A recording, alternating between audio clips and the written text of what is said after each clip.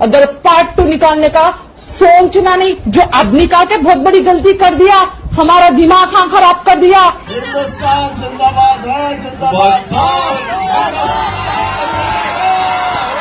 ये लेकिन इंडिया में कुछ फिल्में ऐसी बनती हैं जिसमें पाकिस्तान के बारे में बहुत ही सख्त और नाजेबा जुबान इस्तेमाल की जाती है। पाकिस्तान को धमकी दी जा रही है कि पाकिस्तान का दामाद है, उसकी इज्जत करो वरना लाहौर ले जाएंगे। सनी देओल की और बहुत सी फिल्में हैं ऐसी जिसमें उसने पाकिस्तान को गालियां दी हैं और हमने खामोशी से सुना है।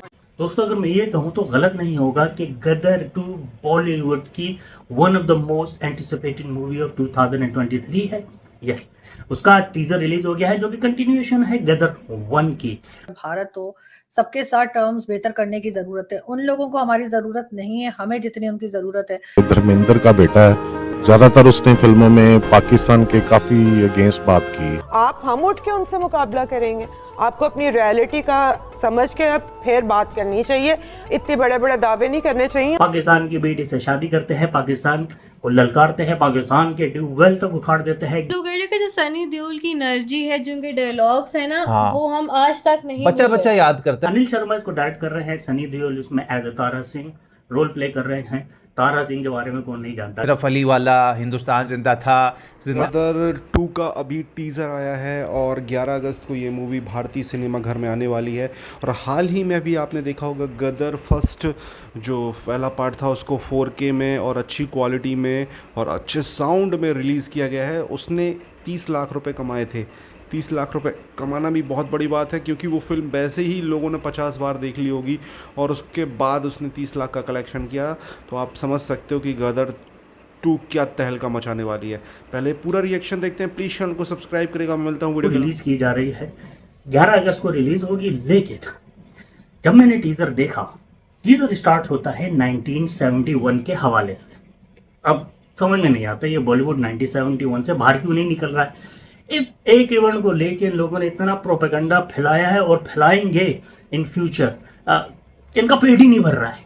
1971 में इंडिया का क्या किरदार था, पाकिस्तान को 2 टुकड़ों में तकसीम करने का, वो सबको मालूम है। एनीवेज टीजर स्टार्ट होता है 1971 में और पाकिस्तान को धमकी दी जा रही है कि पाकिस्तान का दामाद है, उसकी इज्जत करो वरना लाहौर ले जाएंगे। बहुत से लोग ये भी कहते हैं कि पाकिस्तान को इस वक्त जो हालात हैं उसमें जितने भी नेबरिंग कंट्रीज हैं, चाहे वो ईरान हो, चाहे अफगानिस्तान हो या भारत हो, सबके साथ टर्म्स बेहतर करने की जरूरत है। उन लोगों को हमारी जरूरत नहीं है, हमें जितनी उनकी जरूरत है। लेकिन यहाँ पे जो भी आता है, चाहे कोई भी पॉलिटिकल पार्टी सामने आए, वो आते ही सबसे पहले भारत के खिलाफ स्टेटमेंट देना शुरू कर देते हैं। आपके ख्याल से ऐसा ये लोग क्यों करते हैं? और अगर ईरान और सऊदी अरेबिया साथ मिलकर बैठ सकते हैं तो हिंदुस्तान और पाकिस्तान क्यों नहीं? देखिए, उसकी वजह ये है कि यहाँ पर जो फार राइट है ना, उसको ये चीज़ बहुत सेलेबल लगती है कि कोई नारा मार दे इस चीज़ का कि लेके रहेंगे आज़ादी, या फिर अटूट अंग है, या फिर दिल्ली का लाल किला भी हमारा है। तो इस तरह के नारे जो है ना, वो इलेक्शन में तो बहुत अच्छे चलते हैं, लेकिन प्रैक्टिकल रियलिटी ये नहीं होती। उसकी वजह है कि मॉडर्न वर्ल्ड के अंदर स्टेट्स के इंटरेस्ट होते हैं, आइडियोलॉजिकल प्रेजुडिस नहीं होती। अगर आप चीन से बात कर सकते हैं, जहाँ पर हमें मालूम है कि मुसलमानों के साथ क्या हो रहा है, तो फिर आप ये ड्रामा करना बंद कीजिए कि आपके भारत से रिलेशन इसलिए ख़राब हैं कि वहाँ पर क्योंकि कम्युनिटी ऑप्रेस हो रही है तो इसीलिए आपका ये मुकदमा है। अगर ये मुकदमा है तो फिर आप चीन को क्यों कहते हैं कि हमारी हिमालय से ऊंची और दरियाओं से गहरी और शहद से मीठी दोस्ती है? तो वहाँ पर तो आपको याद नहीं आती अपनी कम्युनिटी की कोई बात। तो इससे साबित यही होता है कि ये सिर्फ और सिर्फ फॉरेन पॉलिसी मैनूवर है और है भी सुसाइडल। मैंने रिसेंटली एक बात की इस तरह की जिस पे बहुत क्रिटिसिज्म और लोगों ने मुझे बहुत गालियां भी दी कि मैंने ये कहा कि जो नहीं है मोदी का यार, वो गद्दार है असल में। उसकी वजह यह है कि हमने अगर मोदी से बात करनी है तो वो अपने इंटरेस्ट के लिए करनी है भाई, उसके लिए नहीं करनी है। तो उन्होंने ये नहीं सोचा कि पाकिस्तान की आवाम, जहाँ रेबीज की वैक्सीन हिंदुस्तान से आती है, जहाँ लिवर ट्रांसप्लांट हिंदुस्तान में होता है, यहाँ पर अस्पताल नहीं बना सके जहाँ हो सके, जहाँ एक सब्जी जो कि हमें 4 गुना कम कीमत पे वागा से आती हुई मिल सकती है, जो आप दुबई से मंगवानी पड़ती है ऊपर से घुमा के, वो इसीलिए ये सब नहीं हो पाता कि आपने प्रेजुडिस क्रिएट की हुई है और आपने नफरत की बुनियाद पे एक रियासत कायम की हुई है। तो जॉन एलिया साहब ने कहा था कि जो रियासतें नफरत की बुनियाद पे कायम हो, उनके असाब उनके साथ नहीं देते। और हम भी वही देख रहे हैं कि हमने सिर्फ एक सोशल कॉन्ट्रैक्ट ये बनाया कि हाँ, हमें इनसे मुख्तलिफ कमरे में बंद कर दें और हमें मुख्तलिफ मुल्क दे दें तो फिर सब ठीक हो जाएगा, जबकि नहीं हुआ सब ठीक। आपने टू नेशन थ्योरी की बेस पे एक रियासत कंस्ट्रक्ट की, 71 में आपका थीसिस फेल हो गया, 51% मुसलमान आपसे अलग हो गए। तो साबित ये हुआ कि अब जरा ह्यूमनिज्म की बात करें, अब मज़ाहिब की बुनियाद पे, आइडियोलॉजी की बुनियाद पे प्रेजुडिस को छोड़ दें, और साथ साथ अगर कोई भी कॉपरेट नहीं करेगा इस खिते में रहते हुए हिंदुस्तान से, which is the 4th largest economy in the world at this point, तो उससे बड़ा बेवकूफ़ी कोई नहीं है। तो ये सारे पॉलिटिशियंस जो हैं, इनमें विजन की बहुत कमी है।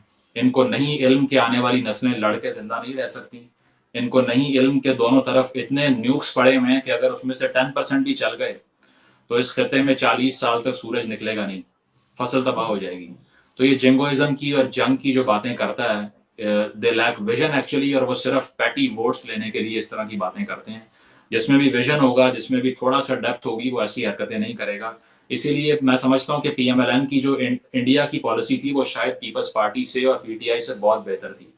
चलो वाजपेयी साहब आए तो सही ना, मीनार पाकिस्तान में खड़े होकर उन्होंने खिताब किया, जो कि जेस्चर था कि वो पाकिस्तान को एक्सेप्ट कर रहे हैं। आपने फौरन बात कारगिल करवा दी। तो आपको चेंज करना पड़ेगा इस सारे पैराडाइम को जो 70 साल से क्रिएट करके आपको कुछ नहीं मिला। तो एक रियलिस्टिक और एक कहना ये चाहिए कि एक रियलिज्म बेस्ड फॉरेन पॉलिसी चाहिए। आइडियोलॉजिकल फॉरेन पॉलिसी ने पाकिस्तान को बहुत नुकसान पहुंचाया है। नहीं, आप बिल्कुल ठीक कह रहे हैं, लेकिन ज्यादातर लोग इस माइंडसेट के नहीं है जो जैसे आप बात कर रहे हैं। बहुत से लोग जो है उल्टा ही सोच रहे हैं। मगर यहाँ पे लास्ट में मैं ये पूछना चाहूंगी मुजम्मिल आपसे कि हमेशा से पाकिस्तान के ऊपर एक इल्जाम रहा है, और किसी हद तक मैं समझती हूँ कि सही है, टेररिज्म का, कि यहाँ से जिहादी भेजे जाएंगे। परवेज मुशर्रफ का भी स्टेटमेंट मौजूद है, कभी अफगानिस्तान और कभी कश्मीर, और फिर FATF में भी आना जाना लगा ही रहता है। उससे भी लगता है कोई खास फर्क पड़ता नहीं है। तो आपको क्या लग रहा है कि अब जो कहा जा रहा है कि जो ऑपरेशंस कर रहे हैं हम अफगान बॉर्डर पे, और TTP और ये सब जो हमारी बनाई हुई एक तरह से है, इनको ये कंट्रोल कर पाएंगे क्या? ये इससे बाहर निकल पाएंगे कि ये जो नॉन स्टेट एक्टर, इन्होंने एक वर्ड निकाला है जो आज तक मेरी समझ में नहीं आया, वो क्या होता है कि जब कोई वहां से पकड़ा जाता है कश्मीर से, ही कह देते थे नॉन स्टेट एक्टर्स, हमने नहीं भेजे। इसमें से हम कभी बाहर आएंगे, हम कभी सुधरेंगे? सीधी बात है। देखिए, we can only be fixed from the outside. उसकी वजह यह है कि अगर हमारे ऊपर छोड़ देना। दोस्तों, गदर 2, गदर फर्स्ट आपको याद होगा। गदर फर्स्ट सनी देओल सर की मूवी थी। हालांकि सनी देओल के अलावा अमरीश पुरी सर का भी खतरनाक काम था, और हीरोइन थी, आपको पता है कि। और जिस तरीके की वो मूवी थी ना यार, वो मूवी मतलब उस टाइम पे ना, दंगल के स्टार आमिर खान, दंगल के स्टार मैंने इसलिए बोला क्योंकि दंगल उनकी सबसे बड़ी हिट मूवी है। और आमिर खान की मूवी आई थी लगान और गदर 2 उस टाइम पे क्लैश हुई थी। हालांकि गदर 2 ने लगान से ज़्यादा कलेक्शन किया था, लेकिन लगान भी आप समझें कि लगान भी ब्लॉकबस्टर, गदर 2 भी ऑल टाइम ब्लॉकबस्टर। ये मूवी ऐसी थी, दोनों मूवियों ने मतलब तूफ़ान मचा दिया था। और गदर 2 का शायद रिकॉर्ड है सबसे ज़्यादा टिकट सेल करने का।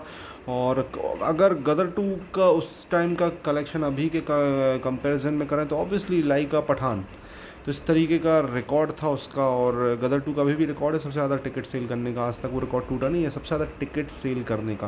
टिकट प्राइस कम थे तो, और जिस तरीके का क्रेज़ था गदर 2 का, आप समझ जाए कि उसने तूफ़ान मचा दिया था सनी देओल के करियर की। अब तक की, अभी तक जिनका ओवरऑल करियर है, गदर 2 उनकी सबसे बड़ी हिट है। गदर 2 बोल रहा हूँ, गदर उनकी सबसे बड़ी हिट है। और गदर 2 भी मुझे लग रहा है कि वो अपने बुढ़ापे में गदर 2 का तूफ़ान लाने वाले हैं। अब कितना कलेक्शन करती ये तो नहीं कहेंगे, लेकिन फ़िल्म हिट होगी क्योंकि बज़ है, फिल्म का बज़ है, लोगों के अंदर बज़ है। क्योंकि उस टाइम के जो लोगों ने गदर फर्स्ट देखी थी, उनके अंदर गदर 2 देखने का एक क्या बोलें, एक बज़ है, एक बहुत ज़्यादा एक्सपेक्टेशन है। गदर 2 एनिमल के साथ रिलीज़ हो रही है, पता नहीं, एक मुझे तो नहीं लगता गदर 2 एनिमल के साथ रिलीज़ होगी। गदर 2 सोलो आएगी और तूफ़ान मचाएगी। अगस्त, अभी चल रहा है जून 12 है आज, जुलाई 12 आएगा, 30 दिन बाद फिर आएगा, यानी टोटल 60 दिन बाद गदर 2 आने वाली है। और अभी इसका ट्रेलर आएगा कुछ दिनों बाद, साथ ही साथ इसके गाने आएंगे। स्टोरी है 1971 और गजवा हिंद वगैरह थोड़ा दिखाया गया है। तो देखते हैं होता कि आपको क्या कहना है इस टॉपिक के बारे में, कमेंट